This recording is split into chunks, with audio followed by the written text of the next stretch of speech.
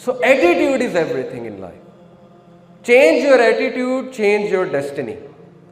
आज से ही बकअप करना शुरू कर दें, अपने आप को थपकी देना शुरू कर दें कि you are doing good in life. दिया करें, अपने आप को शाबाशी दिया करें. ऐसे दिन आएंगे आपकी जिंदगी में जब आपका उठने का दिल नहीं करेगा. आपको लिटरली यहां से पकड़ के, अपने आप को यहां से पकड़ के यूं उठाना पड़ेगा. उठो, गेट अप, और निकालो उसको जो तुम्हें डिमोटिवेट कर रहा है. कोई मदद के लिए नहीं आएगा, ये मैं आपको पहले बता दूं. Be a lone wolf, although expect good but don't expect people to hold your hands. आप हैं और अल्लाह हैं, बस जिंदगी यही मुख्तसरन है. बाकी माँ बाप बहुत सिंसेयर हैं बेशक, लेकिन कभी कभी इंसान अकेला लड़ता है, उसकी बहुत सी वजूहात होती हैं. तो अकेला लड़ना सीखे, अपने एटीट्यूड को चेंज करें, अपने आप को पहचानो, चट्टान बन जाओ. It all starts from your mind set, your attitude. Change your attitude, change your destiny. मसला यह है कि हमारी जिंदगी में मेजॉरिटी मसले हमारे एटीट्यूड की वजह से. ये मैं नहीं कह रहा है, कुरान कहता है. अल्लाह ताला ने कहा चैप्टर 10 वर्स 44 सूरह यूनस आयत नंबर 44 में, इन्नल्लाह ला यज़लिमुन नास शैअन वलाकिन्नन नास अनफुसहुम यज़लिमून. बेशक अल्लाह इंसान पे जुल्म नहीं करता, इंसान खुद अपने ऊपर जुल्म करता है. कैसे? गलत एटीट्यूड. मैं आपको चंद गलत एटीट्यूड्स गिनवाता हूं क्विकली, इंशाल्लाह आपके सामने बहुत अच्छे से बात वाज़ेह हो जाएगी. क्या है गलत एटीट्यूड जिनकी वजह से हम मार खाते हैं? स्पेशली मेरे यंगस्टर से खिताब कर रहा हूं इस वक्त. नंबर 1, जी what is this? Comfort zone. अपने कंफर्ट जोन में बैठना, बस मुझे कोई कुछ ना कहे, मैं मौजे मारूं, ओके, मेरे ऊपर कोई जिम्मेदारी ना हो, मुझे हर जगह अच्छा ही मिल जाए, मेरे दोस्त भी हों, हर जगह जो है वो मेरे लिए देग आ जाए, ओके, ट्रे में खाना आ जाए और मैं बस बैठा राज करूं.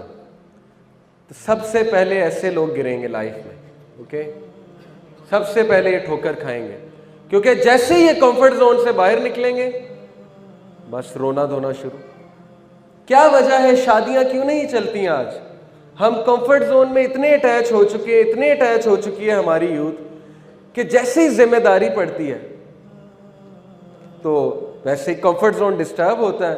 जब कंफर्ट जोन डिस्टर्ब होता है तो फिर रोना धोना शुरू हो जाता है, स्ट्रेस आ जाता है, स्ट्रेस से डील कर नहीं सकते, कोलैप्स कर जाते हैं, डिप्रेशन में चले आते हैं वगैरह वगैरह. तो कंफर्ट जोन में रहने वाला बंदा तरक्की नहीं करता, क्योंकि कंफर्ट जोन में कुछ ग्रो नहीं करता. कंफर्ट जोन में फिर इंसान मोटापे की तरफ ही जाता है और कुछ भी नहीं. जैसे वो पिछले दिनों एक फनी पिक्चर भी आई हुई थी इंटरनेट पे कि उन्होंने कहा था life defined in one picture, life sadness defined in one picture. क्या था कि एक तरफ गेम्स का रैक था, PS4 की गेम्स का रैक था, दूसरी तरफ पैम्पर्स का रैक था, और वो जो लड़का था उसने अपना बच्चा उठाया हुआ था, वो बड़ी हसरत से PS4 गेम्स की तरफ देख रहा था, लेकिन दूसरी तरफ लेना उसे पैम्पर्स थे. तो वो उसकी सैडनेस थी कि क्या ही दिन थे, PS4 खेला करता था, कोई जिम्मेदारी नहीं थी, अब पैम्पर्स लेने जाना पड़ता है. ओके, तो जिम्मेदारी कभी ली ही नहीं ना, इसलिए अब जब जिम्मेदारी आई है तो स्ट्रेस आया है. जिम्मेदारी के साथ स्ट्रेस तो आएगा, स्ट्रेस के लिए अपने आप को तैयार नहीं किया हुआ था. कितने लोग हैं जो कंफर्ट जोन से नहीं निकलते, वो सारी उम्र दोस्तों के साथ ग्रुप्स बनाते हैं, सारी उम्र दोस्तों के साथ रहते हैं, नई चीज़ों को एक्सप्लोर नहीं करते, फिर जैसे ही वो यूनिवर्सिटी में जाते हैं वहाँ पे उनका कंफर्ट जोन ब्रेक करता है, वहाँ पे कंपटीशन आता है, वहाँ पे मुश्किलात आती हैं, वहाँ पे लोग कोई उन्हें एक्सेप्ट करते हैं, कोई नहीं करते हैं, वो तैयार नहीं होते, वो ये समझते हैं कि हम में बहुत बड़ा मसला है और वो उस वजह से अफसुर्दा हो जाते हैं, गिव अप कर देते हैं. इसलिए खुसूसन पेरेंट्स से मैं कहता हूँ अपने बच्चों को कंफर्ट जोन में मत डालें, ये उनके लिए बहुत नुकसानदेह है. Don't give them everything they want, number 1. Number 2, present challenges to them, present competition to them. किसी ना किसी तरह उनको कंपटीशन में डालें. यहूदी किस तरह अपने बच्चों की तरबियत करते हैं, वो बजाय के अमेरिका ले जाएं छुट्टियों में या कहीं और ले जाएं, वो उन्हें बिजनेस कराते हैं, इंटर्नशिप, रेडी पे भी बिठाना पड़े, फ्रूट की रेडी पे वो बिठाते हैं कि बिजनेस तो सीखेगा ना, कुछ तो सीखेगा ना, कल को लीडर बनना इसने जो है वो स्लेव तो नहीं बनना, तो लीडर कंफर्ट जोन में बन के बैठेगा। इसलिए कंफर्ट जोन में रहने वाला बंदा ग्रो नहीं करता। गलत एटीट्यूड। 2% पीपल का जो माइंडसेट है, सिर्फ 2% का, वो ये है, going for your dreams, confidence, exploring new things, choosing happiness, fulfillment, act in spite of fear, abundance, living without limits, liking change, excitement, embracing the unknown। बाकी 98% लोग इस तरह जिंदगी गुजारते हैं कि वो जो उन्हें पसंद होता है वही करते रहते हैं, नई चीज़ें ट्राई नहीं करते, अपने आप को चैलेंजेस नहीं देते, थोड़ा सा चैलेंज आ जाए एस्केपिस्ट बन जाते हैं, भागना शुरू कर देते हैं, रोने लग जाते हैं, वगैरह वगैरह वगैरह। तो कंफर्ट जोन में बंदा ग्रो नहीं करता। Number 2, me, my self and I. गलत एटीट्यूड जिसकी वजह से हम ठोकरें खाते हैं। सेल्फिशनेस, मैं और कोई नहीं, बस मैं ही मैं। क्या वजह है कि हमारे घर में हम इतना अटैच्ड हो चुके हैं अपने आप से, हम इतना मी, माई सेल्फ एंड आई के शिकार हो चुके हैं कि किसी दौर में गेस्ट आता था, इंसान खुश होता था, अब गेस्ट आता है तो कंफर्ट जोन डिस्टर्ब होता है, उसको टाइम देना पड़ता है, उसके साथ रहना पड़ता है, उसके लिए कमरा खाली करना पड़ता है, वगैरह वगैरह। क्यों? Because me, my self and I. तो जो शख्स हमेशा अपना सोचता है, जिंदगी उसको बहुत गिराती है, बार बार गिराती है। ये तो हॉलीवुड भी बता रहा है ना, Charlie and the chocolate factory देखी है आपने? नॉवल भी बहुत अच्छा है, मूवी भी बहुत अच्छी है, बच्चों की मूवी। उसमें सबसे पहले जो लड़का गिरता है, सबसे पहले जो लड़का कंपटीशन से आउट होता है, जी कोई बताएगा वाई? 5 लोग होते हैं ना, सबसे पहले कंपटीशन से जो आउट होता है, क्या था उसका मसला? टेम्पटेशंस पे काबू नहीं रख सकता, greedy, me, my self and I, मैं हर चीज खा लूं, मुझे हर चीज मिल जाए। तो जो शख्स सेल्फिश होता है तो फिर वो ये शिकायत ना करे कि मेरी जिंदगी में इतनी मुश्किलात क्यों हैं।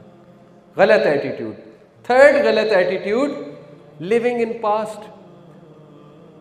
कुछ लोग माजी से ही नहीं निकलते, उन्होंने अपना माजी का एक कंफर्ट जोन बनाया होता है जहां पे वो जाकर रहते हैं। मिसाल के तौर पे माजी में वो बहुत बड़ी चीज़ थे, माजी में वो बड़े खुश थे, माजी में जो है वो बहुत लाइक थे, माजी में वो बड़े टैलेंटेड थे। लेकिन अब जब ज़िंदगी ने मुश्किलात प्रेजेंट की, ज़िंदगी स्ट्रेस लेकर आई, तो अब वो चीज़ नहीं है, वो कैफियत नहीं है। तो बजाय कि वो ये एनालाइज करें कि हालात चेंज हो गए हैं, कोई बात नहीं, इंसान ज़ख्मी हो जाता है, जब ज़ख्मी होता है थोड़ी देर के लिए उसकी ग्रोथ रुक जाती है, बजाय कि वो इस तरह सोचें, वो क्या सोचते हैं कि ओहो माजी में तो मैं ऐसा था, पास्ट ही सोचते रहते हैं। तो पास्ट में रहने वाला बंदा कभी आगे नहीं बढ़ता। तो पास्ट से निकलना है, क्योंकि पास्ट गुजर चुका है, पास्ट आया चला गया, अच्छा था अल्हम्दुलिल्लाह, बुरा था अल्हम्दुलिल्लाह, जो भी हुआ हो गया। तो पास्ट से निकलना सीखें।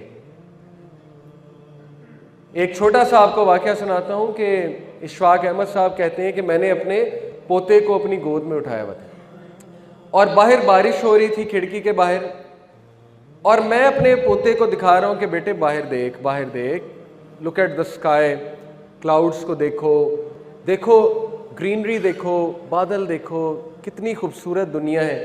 कहते हैं कि वो डर से खिड़की के एक ही तरफ देखी जाए, एक ही तरफ देखी जाए। तो मैंने कहा कि यार बाहर देखो, क्या हो गया, एक तरफ क्यों देख रहे हो, क्या है ऐसा खिड़की में?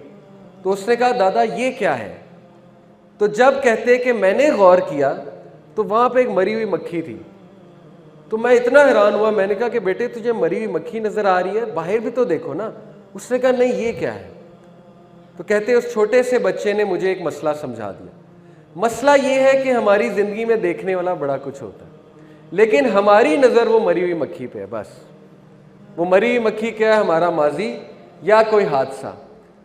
हालांकि हमारे इर्द गिर्द माँ बाप मौजूद हैं, रिश्तेदार मौजूद हैं, कितना अच्छा मौसम अल्लाह ताला कई बार फराहम करते हैं, हमारी ज़िंदगी में शुक्र करने के लिए कितनी चीज़ें हैं, लेकिन नहीं, ऑफ कोर्स वो मक्खी जो है वो हमारा पीछा नहीं छोड़ रही, तो वो हमारा माजी है। तो माजी से जब निकलेंगे तो खिड़की के उस पार नज़र आएगा, अदरवाइज़ खिड़की के उस पार नज़र कैसे आएगा? तो ये भी गलत एटीट्यूड है, माजी पे फ़ख्र करना और माजी में ही रहना कि मैं ये था, मैं वो था, अब ये हो गया, वो हो गया। गलत सेंटेंसेस हैं।